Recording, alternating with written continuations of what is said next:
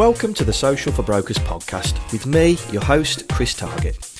This podcast is for mortgage brokers and estate agents who are looking to grow their online presence through social media. I'll share tips, best practices and useful tools that will help you save time and ultimately expand your business.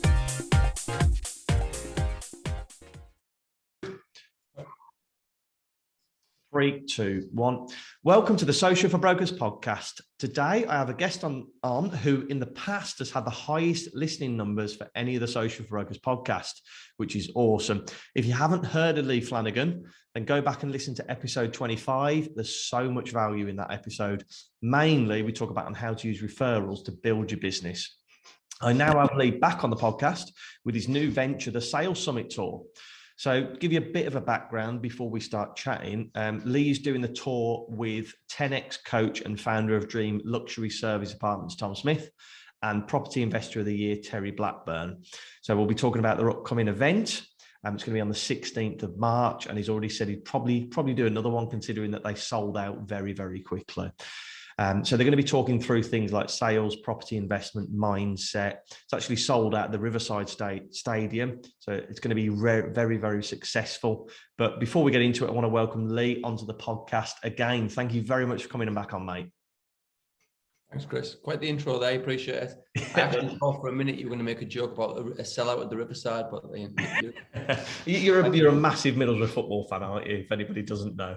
Yeah, but I'm a massive Middlesbrough fan. I think it's very important to be true to yourself and be loyal to the area that you come from. And I think that's a massive part of what we've done at Bespoke. And I think it's sort of something that is a real identity of anyone from Teesside or from any really, industrial working class estate. There's many across the UK, right? And it was great because I had Brad on the podcast the other week, and he was talking about the day that he won Primus #1 protection broker, which I'm sure you're immensely proud of. And what a lovely guy as well. I've had some really good positive comments about him on the podcast. But he was talking about his friend that played for Middlesbrough the same day. And it was lovely to see his LinkedIn post. It wasn't just about him winning an award. He said it was the proudest moment of my life because my best mate started for Middlesbrough. Do you know what I mean? That just really shows how tight-knit of a community you've got up there. And that obviously does help in business as well. It's been a massive help to business, yeah, it definitely has. I think, first of all, on Brad, he is such a gentleman. Yeah, that's the word. He's such a great lad. He's a real lad's lad. The women in the team love him and mother him, and because he's a gentleman with manners. And the lads in the team love him because he's one of the lads. And none of it got to his head. We believe that it's a Guinness World Record. He does 200 plans a month. Wow, it's crazy, isn't it? It's crazy numbers, mate. Like I was an all right seller, and I've worked with the best of the best. Darren Ralston, Janice Whitmore, Terry Blackburn, Oliver Lodge, Oliver Whitehead, John Morrison, been the best. Gary Hobbs, but none of them did that number. None of them did them numbers. 2 years ago, he was working in Asda warehouse as an agency worker. And by the way, just to be really clear, there's nothing wrong with that. I come from a warehouse. And I also come out the back of Tesco with a needle in my arm and 4 overdoses. So I'm not in any way sort of like disrespecting anybody. 12 years ago, I don't even know, actually, this is an interesting point, how many times I OD'd on drugs or what drugs. But Brad, to come from there, I'm not disrespecting it, but what a climb over 24 months. Yeah. In my opinion, Primus has got the best of the best advisors. But I would say that, right? Because again, but the thing we won't talk about Brad all this episode, but he's very humble with what he does. And just to give an example, he's gone away on holiday to Dubai, hasn't he, this week? Looks absolutely beautiful. Instead of flaunting it all over social media saying, I'm in Dubai, I'm this baller. Yeah. Instead, he writes a post today I've seen with his friends. This job allows me these opportunities. Do you see what I mean? He's always passing the benefit on somebody else to say, this job allows me to do this, opposed to look what I've done kind of thing. So it's testament to the team that you're building at Bespoke. It's fantastic. I appreciate it. I think that's down to him and his parents and his family, his friends. He needs to take a lot of credit on that one. And the people he's worked with previously at Bespoke, we're very lucky to have some, what I'd call in the dressing room, football dressing room, good old heads, experience, values, good old pros. And they just keep it right from wrong, cultural architects, So we're very lucky. And I think he's a good lad. He is. Right, let's get to the Sales Summit Tour. So give us an overview of what it's all about. Why have you done it? What's going to happen on the day? Cool, thank you. So you've got myself, Tom Smith, and Terry Blackburn. Terry's got a new book called Be a Lion. Douche plug. Best-selling. Tom's got a book. I don't have it with me, Tom. Sorry. Called Fear Less. Tom's my mentor. He's also a mentor of Terry. And Tom's been on to me since the day I met him, saying, Lee, embrace the salesman amongst you, because I'm a sales professional, and I think, you know, I've had some success in the sales arena, which is what I do. Don't listen to anyone who says they're an advisor. They're not being true to themselves. We're all salespeople, and you know, I seem to love sales, and I think, you know, I'm all right at it, and I want to try and share that knowledge to other people, like I've done across my career in financial services. And here we are. You know, we thought we'll have a bit of a get together. We'll invite a few people. We'll see how it goes. Like 200 tickets gone in an hour, which was just like off the radar. We probably could have sold it 3 nights in a row, and so many people. It's surprising to me because about 3 months ago, I started like putting information and I started putting my sales beliefs, what drives me, who I am, what I do, what my guys do, why I believe, you know, what I believe works within sales. And the interest, mate, has just been off the Richter. The amount of messages I get daily saying, how do you do that? And people need to know how to sell. It's surprised how many salespeople have never had sales training. So we're putting an event on, mate. I'll be doing sales training, leadership sales. Terry's going to do property in sales, and Tom's just going to do mindset and massive action, because he's a 10X coach getting trained by Grant Cardone. So I'm excited. Oh, is he? Oh, okay. I didn't realise he's getting trained by Grant Cardone. Tom's there picking him up. You need to get him on his class. He's a good guy. That's interesting.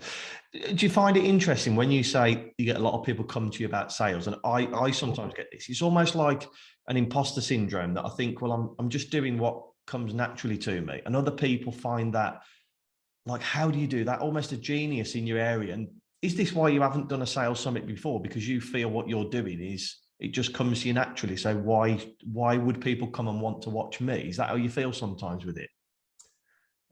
It's important that I'm honest, right? And I want to try and be as humble as I possibly can, because I just explained 12 years ago, I don't even know how many times I OD'd. That's how poorly I was on drugs. And, you know, I'm from a really humble background. So I'm not being a big head, but no, like I don't. I know that I know my stuff with sales. I do, and I believe that. Why haven't you done this before then? Growth. It takes time. The timing's got to be right. I think, like, I always believe that I'm the best salesman in the UK. I believe that I'm the best sales trainer in the UK. I believe that I'm part of the best team in the UK ever. I think the stats prove that. But it's took quite a lot of cajoling from people like Francis, Nathan, Darren, Michelle, Richard Coulson, Terry Blackburn, Tom Smith. People are pushing me to say, Lee, like, do it. I mean, you know, you're my mate. We spoke about people would be surprised, and people will probably long for the days when I didn't used to do video or do social media, because I thought, what's the point? But, you know, you evolve, grow, and when the time's right, you give it a go, mate. So the time was just right for me to sort of share what I've learned. And none of it, by the way, there's no mother in the world ever gave birth to the greatest salesman ever. It just doesn't happen. This isn't the NBA when you need to be born 6'5", run like an Olympian, have a handspan. Sales is a skill, and it can be taught. Some of us have natural characteristics and needs and urges that make you a little bit more effective, but it's a skill, make no doubt about that. It's interesting that you spoke about change and sales there. I want to get into that, because we were talking before the podcast started about how when you did videos, literally the first week of lockdown 2 years ago, you were sat there thinking, is anybody actually going to watch this? And it's interesting, because I've always thought you were always confident in front of video, always did video, but it's only been doing it over the last 2 years. And it's, how much has video helped you and your team grow over social media? And do people kind of need to get over it to start it? Well, that's the same as anything, right? I think, like, the first time's always the hardest time, probably the most exciting time as well in anything. I feel like you need to, I don't think you just get good at something. I believe in the 10,000 hour rule to become an expert at something. And I'm very, very proud of the fact that I work double shifts every single day, 5 days a week, and I've done for 13 years now. So I think that makes me a real expert in what I do. Some will probably screenshot that and take the piss, and that's fine. But I put the work in to be able to say that. Nobody works harder than me, and I don't think anybody else puts as much free information out as me to try and help others on their journey. I think plenty of people across, you know, social media and people who've met me would sort of, you know, evidence that and say, yeah, he's truly he's helped us out. So I don't think anyone's ever been bought a great salesman. It's something that you learn and do through experience. I think social media, it's the ever-changing face of society and life, and sales is just part of that. Sales used to be information. The information was with the salesperson always. Now that created a Del Boy Wolf of Wall Street character, Chris, where people thought, buyer beware, they've got the information, so they're going to take advantage of us. Now, because of social media, now because of the internet, now because we live in a very educated society, the most educated consumer ever in the history of mankind, that, you know, people say, actually, I know a bit about that. I can go on social media, the information's at the click of a fingers on my phone.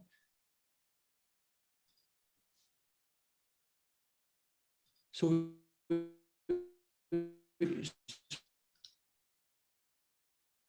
starting again. So in terms of social media, we had a chat before you came on the podcast about how we've changed with video, how you've taken video really under your wing, haven't you? And you've been smashing it the last couple of years. Thank you. I appreciate it. You kiss a lot of frogs, same as recruiter sales. You kiss a lot of frogs to get there.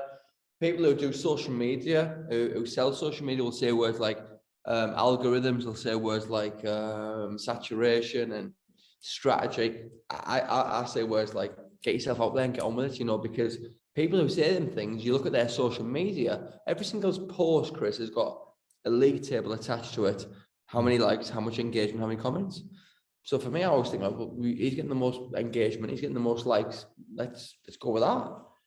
People who sell social media there's a lot of them don't seem to get any engagement. I think that's an indicator of how good they are at the job, right? Yeah. And it's tough to, like, we look after people's social media, but the best stuff that gets the best engagement is you guys being yourselves, because especially in this industry, if you are a faceless brand, it's so hard for people to buy into you, isn't it? It really is. Now, a lot of people, I've seen people make little digs at me, quite a lot of people dig at me online, and that's fine, because I guess I'm quite the Marmite character, right? But I hear people say, like, anyone can do posts for likes. Go on then, do it. Maybe you should try. Do it, but it's not just for likes, it's about engagement. It's about my message on social media. My message as a man is, I want to get my message out there. I think you've got to position yourself as the number one person or a leader within your particular field, area, town, city, industry. You've got to position yourself as an expert or a celebrity within that field, right? How do you do that? By putting your message out there, by putting content and information out there to help other people. You can have anything you want if you help people get what they want, and that's a big part of sales, right? So social media, the landscape of social media has changed dramatically. It does every single week, right? You've got to, sometimes it's video, sometimes it's content, sometimes it's posts, sometimes it's just text, but you've just got to be consistent with getting your message out there. But you look about, we spoke about, you know, how we consume information, how we actually buy products now, right? It's a very educated consumer now because of Netflix and Amazon. You've got the 2 seconds, please. Sorry, mate. That's all right, mate. Francis just come booling in this, Francis. Like, honest to God, if you want any noise making, give Francis a shout and she'll fly down and make loads of unreasonable noise for it. Right, so what I'm saying is, Chris, Amazon and Netflix took away time, they took away product, desire, the time in between. So for example, if you wanted a toy previously, you'd go to Toys R Us. Yeah. You'd walk down the aisles, you pick it up, you'd play with them, and you'd buy. Amazon took that time away. They took the product to you. They actually bring it to your door now. They can actually do it same day, some of them. Yeah. Like, took away Blockbuster, the need to actually go down to the shop, the inconvenience of going all the way to the corner shop, like from the corner, you know, and the smell. I can actually smell Blockbuster still, can you? yeah, it's the carpet, wasn't it? It was like the carpet, how you met what you're getting, and, you know, recommend it. It was lovely. But what's more lovely is sitting on your sofa going ping, thousands and thousands of different titles, genres. It's just. And I suppose we're doing that more so now with the likes of Zoom, with the likes of online meetings. You can take the advice to them. Because you're all about personal and being face to face with people, what's your thought on Zoom calls? How's it changed the business? We don't sell it. He's a myth, right? So basically, Amazon and Netflix changed how we consume and buy products, right? Because it took away time. It's now an area. We live in a society of convenience, and Amazon and Netflix, as well as like Facebook, they hover above the internet now. They've gone that next level above, so they dictate how we do things. People don't no longer go on, I don't know, TripAdvisor. They go on Facebook if they want to go on holiday. Where's good? I seen someone the other day ask them what to give up for Lent on Facebook. So that's the area you go to now if you want something doing. When it comes to Zoom, I can only speak what I know, right? And that's all I can ever say. People don't buy insurance on Zoom. Really? It's a bluff. I see people doing training sessions and like nobody wants to buy insurance on Zoom. They just don't. Is it because it's easier because you can't warm to the person, or is it easier for the customer to say no? I think it's because it's what the customer wants right now. Will it change? Will it adapt? Life changes. Everything changes. You know, we always move forward and you adapt and die. But right now, I can only speak about bespoke financial at 5% maximum, if that, of our business is done over Zoom. And how do you overcome an objection if the person says, I want a Zoom call, but you know it'd be much more beneficial for them to be in front of them? How do you overcome that objection normally? Well, I don't know if it is more beneficial. You know, I don't know if it's more beneficial. I think you overcome any objection by welcoming the objection, listening to what the client says. It's called a hedgehog, right? So if you shot a hedgehog on my lap, I'm going to throw it back. So if you say to me, I want to do it in person, I'd ask you to return the hedgehog with a question. But why is it important to you? And would that be something that would help you and your partner make a decision and let me look after your family today? Can I ask why that is? You never, ever, ever reply a question with a yes or a no. You reply with another question and you just throw the hedgehog back. That's exactly what you should be doing in sales. And this is something I've learned up over 26 years I've done this job. Not 30, because you know I do double shifts every day. And the hedgehog strategy, answering a question with a question so you can draw more information out. Just loading up your gun to aim and fire. That's exactly what you need to be doing. So I would ask why? Why is it important to you? So there was a story once, right? A guy went to a car yard, right, Chris? And he said, a gentleman was looking at a car. He had a young girl with him. He says, is that car fast, mate? There's a car salesman. What's your picture of a car salesman? Tell me. Well, what would slick back hair, suit, big watches? There you go. Right. So it's really interesting because everything else in the world has changed apart from the perception of salespeople. Sales is a profession. Everyone else's perception is Del Boy, slick back hair, wide awake suits, the Wolf of Wall Street. You know, sales is now a profession. It's got, you know, we've got 47% females within our business. I bet you've asked that question, not many people would say somebody of a different coloured skin. You know, they just wouldn't. I probably wouldn't because it's just not what we've been programmed off television and media. But the face of sales is changing dramatically, and we've got to get on with it. We've got to get with the program. So it's really interesting. Isn't it? I find it fascinating, this perception. Everything else has changed as well, but salespeople will always be wide awake suits and slick back. So anyway, this guy says, "Is that car fast?" And we're going to go with the car salesman, slick back hair, because I'd said the same thing, mate, right? Yeah. He goes, fast. The fastest car, it is so fast you can't even see it. Unbelievable. XR3, so much horsepower, blah, blah, blah, blah, blah, the usual stuff. The bloke goes, thanks, turns around and goes. He didn't buy because he was looking for a car for his daughter, her first car. Well, I was just about to say that, yeah. He didn't want a fast car. He's asked the question actually to rule it out rather than to buy it. Throw the hedgehog back, ask a question with the question, and then you'll find more information. Is speed important to him? Not really. Why is that? It's my daughter's first car. Okay, what is important? Safety. Okay, and I've got you a safe car. Would you be up for a coffee? Brilliant. Let's go. And you just return the hedgehog all the time. Just keep on throwing the hedgehog back to each other, play tennis with the hedgehog. And that's how you get to, you draw information out by asking questions. Love that. Yeah, it is all about sales. It's about asking questions. And it's interesting that we're trying to change that perceived view of what the media tell us what a salesperson looks like, because we automatically say salesman, don't we? It's not a saleswoman.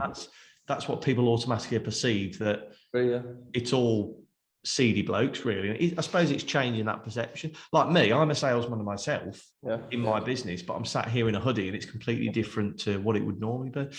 I mean, it's interesting actually what you said when you said, I've been in this industry 26 years. Yeah. Because you've been working 13 years and do double shifts. I do, yeah. You're obviously a huge advocate of mental health. Of what, sorry, man? Of mental health. And you won the TMG award for mental health. I am. What's your argument to people that say, well, to protect your mental health, you shouldn't be working double shifts? Because I'm just going to be playing devil's advocate here, that if you're working loads, your mental health must be affected. Why are you doing it? Is this why people ask? Okay, great. So what would be the question? Why am I doing it, or what's my view on How can you say you've got strong mental health when all you're doing is working and not taking time for yourself? Cool, great. Yeah, well, I definitely don't have strong mental health. Hence the fact that I was a drug addict for half my life. See, that's weird, because I see you as a person with real, do you know what I mean? With mental, and that's again, I suppose how that's the way you're perceived on social. So that's interesting you say that.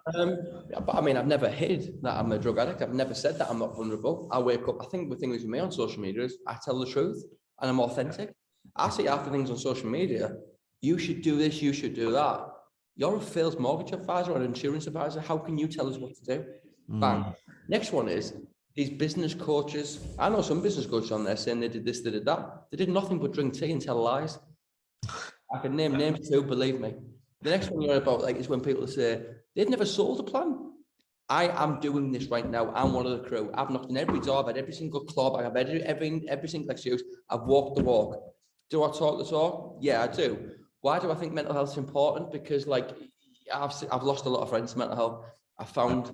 I was one of the first on the scene to see one of my good friends, God bless his soul, may he rest in peace, only in the back end of last year. It was horrendous. I've been that close. Why I'm still alive, mate, by the grace of God. I should have been dead a million times over. I've OD'd. Listen, this is how drug addict I am. I don't even know how many times I OD'd. I can't remember. I can't remember what I took, where I ended up. I don't know. So we're arguing with my sister. I think it was 3. I think it was 4. Such is the progression I've made over 13 years. But sales has got a very short memory. It doesn't care what you did, doesn't care if you're an addict. As long as you produce the goods, you're a winner. The entry level to sales, excuse me, mate. The entry level of sales is so easy. You don't have to go to university. You don't have to have rich parents. You have to have generational business past you. I started from below the bottom, right? With a needle in my arm out the back of Tesco's. And I still reach the top of this industry, and I'll continue to strive and drive forward because of my desire. Now, my desire has got what we'd call a fire underneath it. Okay, I'm that scared of going back there that I run so fucking fast and work so hard. But then you can say to people, everyone's different. I respect the fact that people say, oh, well, I need my time with my kids. I totally get that. I don't live with my kids, right? Failed relationships. I'll take accountability for that. So I don't live with my kids. If I did, could I work the hours I do? No. But my work is not no separation between work life and home life. I am what I do. This is why I'm authentic. Love me, hate me, not sure about me. I am what I am. Idle hands rock my boat, Chris. When I get a downtime, when I'm not with my kids or I'm not at work, bang, that's when addiction, drug, drink, let's go to the pub. That's when mental health issues. That's when I want to crawl in bed and die. That's when I crash. So I need to be on the go all the time. Now, people are experts who say to me, that's not really healthy. Well, it is if I'm not sat with a needle in my arm. It's interesting that you spoke, and I asked that question because I thought you would say this, is for you, there's no differentiation between work and your life. And that's not a bad thing. What I'm saying is you enjoy your work that much that it doesn't feel like work. So therefore, when you're saying you're putting in a double shift, no, you're just living your life doing exactly what you actually like doing. And a lot of the successful brokers, insurance specialists, protection specialists that are good they actually really enjoy what they do. So they don't mind putting those extra hours in. But you must get to a stage where you get burnouts. How do you manage with those? Don't you at all? Well, listen, I've had crashes. I get tired. I get fed when I'm really moody and really right. I've been getting told I've burned out for 13 years. Is it a real thing? Well, science and history tells us, and medical evidence says, yeah, it is a real thing, Lee. I've been quite fortunate. I have had crashes.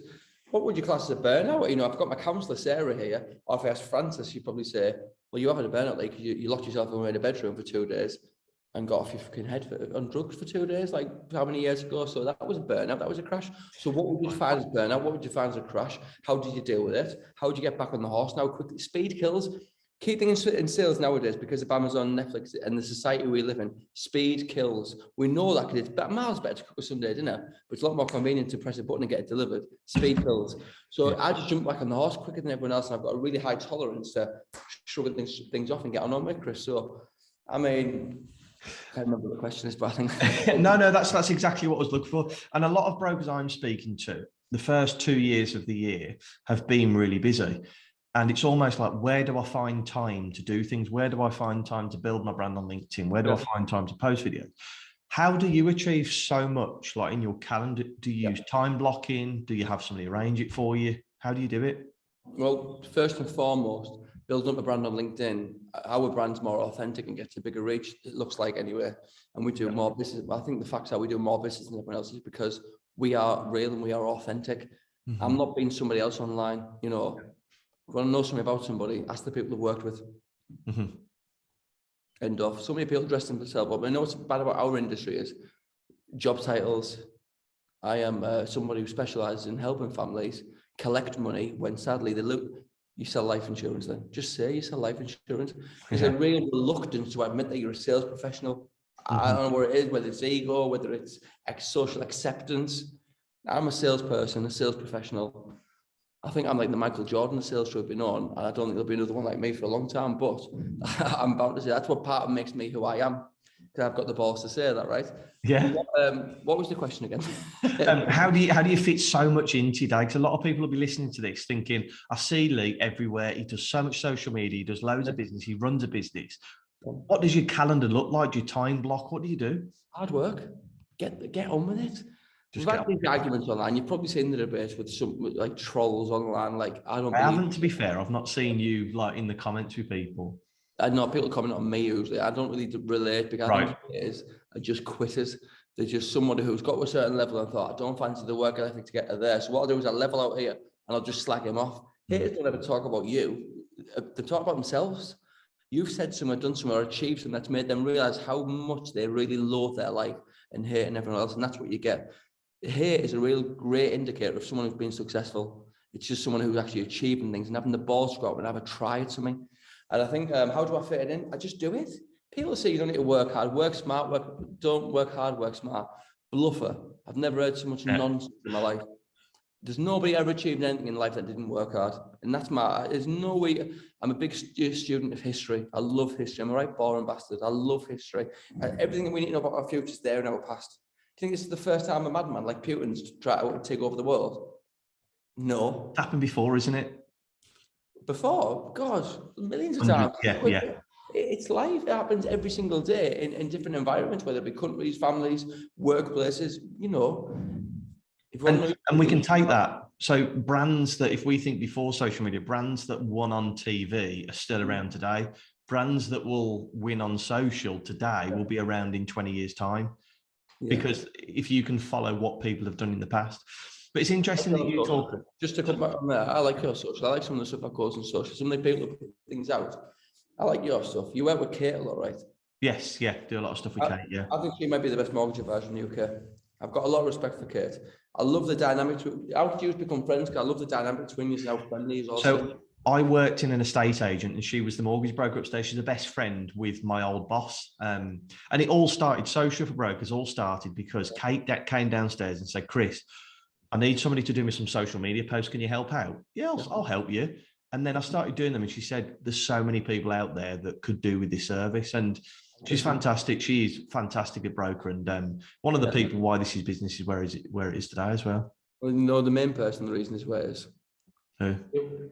You're really good at your job and you're a good person. I do feel like mortgages, there's a different need for mortgages for social media than there is for protection. Yeah. But in protection, it's a different client base and you need a different type of character set. I believe that it's important to get someone like you to anchor you, throw you back in, create content, create posters, do X, Y, and Z. But I think there's something really, I don't know what your thoughts are, but I don't believe in, I've got a very loose strategy. I want to be the first in the morning. I want to be lunchtime, tea time, bedtime, and I want to make sure that I'm myself. I'll probably go personal. But you know what, if I think something, I'll just say it and I'll put it out there. But I think we can overthink things too much, you know, on social. I think with insurance and protection, I've had a lot of people on the podcast who are insurance and protection people. Yeah. You have to be, it's your face that's your brand. You can't hide behind a company logo. You have to be, because insurance is one of the most personal things that you can sell somebody. Okay. They've got to buy into you and trust you as a person. Yeah, okay. That's where it's very hard to create content for a protection specialist because it's going to be very bespoke to them. There's no way I could create content for you because you might think about something today, but it could be completely different tomorrow. So you need to react to it straight away. And I really appreciate and I respect it, but I think that's part of the charm what we do. I get content created and I'll just post it when I want to post it. Whatever I feel on that day, I'll put out. And that's part of the charm being authentic. I see some stuff going on with certain people, I'm thinking, well, I know you, that's not you. Yeah, exactly. That isn't you. And then you think like the social media thing with like life insurance and mortgages, Nobody goes out looking for life insurance, or very, very few. It's becoming a bit sexier, becoming a bit more palatable and a bit more attractive to go and get and become a career in. But you know what? It's a totally different career. Rugby league, rugby union, mortgage and protection. Yeah, very. You know, and I think the thing is with protection, you've got to be omnipresent. My key things when it comes to being a great salesperson, a world-class life insurance advisor, and this is what I've taught over 100 people over Newcastle, Health and Teesside Group. Whether they say they didn't or not, I taught them, we taught them out between our culture of Teesside, no doubt, right? 4 things are how to make phone calls to make appointments. Speed, kill, punches and bunches, do a power hour. Do it on a Friday night, do your timing. Very simple. Intro, reason, close. Next one would be the appointment. 1-part appointment. Stop doing 2-part appointments. The fact find, we create a fact find. Half of the UK is using it. It's led to a sale. It's people say it's genius. It's not, it's just simple. The third one is get referrals. Get referrals of every single person you speak to. It's a skill. It's just asking. Here's a really quick question. I ask everyone this now. When was the last time you asked for referrals? Probably 3 or 4 months ago. Really? Who off? Mortgage broker down south, Right. Southampton. There you go. Before that? I couldn't tell you. Once in how many years, right? I can't remember the last time I did. Francis, I know how many times you've been asked. Never. Nobody asks. So you're not alone. So ask. Get a profile. Get a system. Signpost. Ask the questions that keep you. The last time I asked for referrals was after our podcast before, because I was like, right, I'm going to go out and do it. And then being, I'll say, not busy because I've just been lazy. I didn't follow up on it.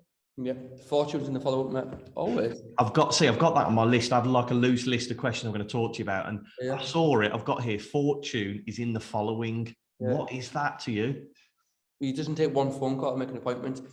Life insurance advisors, right? Big up. It's the hardest job in the world. You're phoning people now. It probably takes 5, 6. I know people say, that lead you gave me a year ago. I've just signed them up now. I think, if you've been ringing them every single week for a year, and the few, the fortunes in the follow-up, no one says yes straight away. Yeah. If they did, we'd all be single, right? As lads.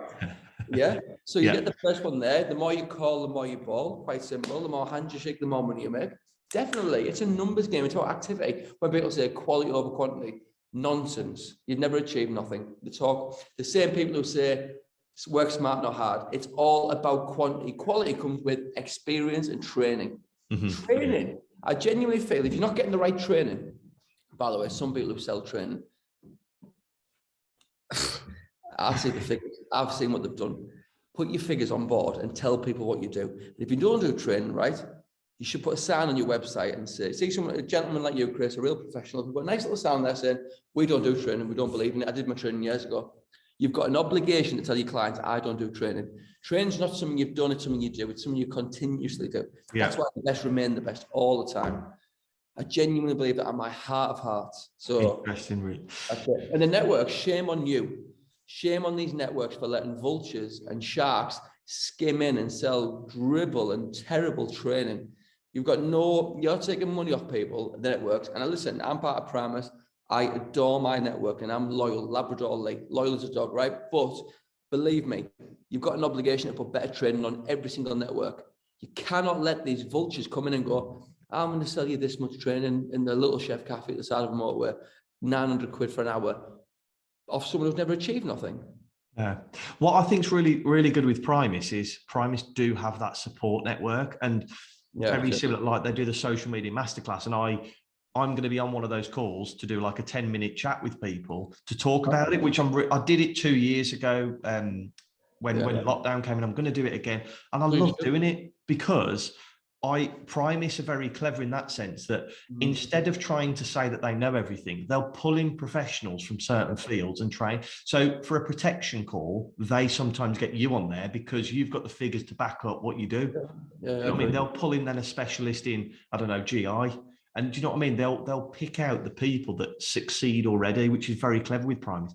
But it may be that some other networks, as you said, might outsource that to people that they don't know from Peter or Paul and get them on the calls. And I'd rather have somebody within the network do it, I think. I know the people who book them in, and I know the person. He'll be making a cut on the side, guarantee, and getting a free cup of tea out of it. I wouldn't believe a word he says. Right, to finish off the podcast then, I just want to get into your head about how much time you spend on social per day. How long would you say you respond to LinkedIn comments, upload comments? Yeah, 17 hours a day. My screen time is on that. Really? Yeah, 17 hours a day. I'm up at 4 and I'm on it till 11. My screen time is split between social media, WhatsApp's my office, I guess. Sound like quite David Brent there. How could I hate women? My mum's one. International Women's Day. Brilliant. Oliver Lodge posted that. Have you had Oliver Lodge on? No, I haven't, no. Gosh, like the best kept secret in the industry. Oliver Lodge. Mad as a box of frogs. I promise you now, I love Brad, I love Janice, I love Terry, I love Darren. He's the best salesman in the UK. Right, I'll have a look. Else. He's the best salesman in the UK. He's a freak. I've never seen nothing like him. Turn up in a vest, looking like a 40-year-old skateboarder and knock out like 10 grand in a week. And I'm like, how you defy logic, how good you are. And listen, I don't think anyone's better than me. He's better than me. He's unbelievable, Chris. So it'd be a real character as well. I'll have to have a little look. But you say was on, so it's interesting. You spoke about it's International Women's Day today. Yeah. And you said you're on your phone 17 hours a day, and you said your feed is everything about International Women's Day. Yeah. It's quite interesting because you said it's everywhere, but how good is that actual content of International Women's Day? And I tell you, because it can be very generic, and that's going back to the authentic side. Yeah. I love what Wonder Films have done, where they've done like a week's worth of content for International Women's Day. Like they've smashed it.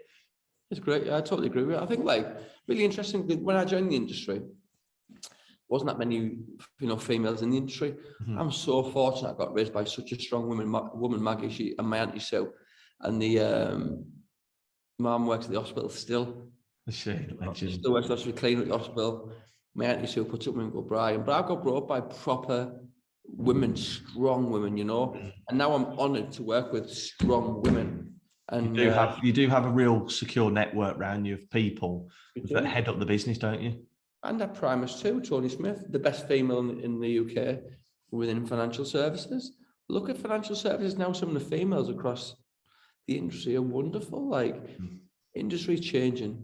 And it's changing. It is, and it's changing. Whether we're changing for the better or the worse, it's changing. Change is inevitable. It just is. So I work with some wonderful women. I'm very honoured to do so. My screen time, 17 hours a day, to answer the initial question. And I do a lot of reading. I will audiobooks.